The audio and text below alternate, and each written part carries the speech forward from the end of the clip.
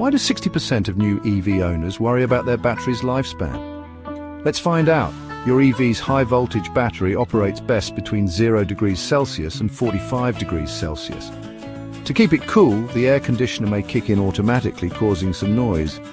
For a long battery life, stick to the recommended charging protocol and service schedule. Remember, the battery's capacity will naturally decrease over time.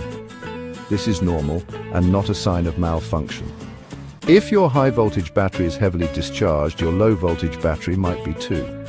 Contact your authorized service center. Don't try to jump-start or tow without guidance.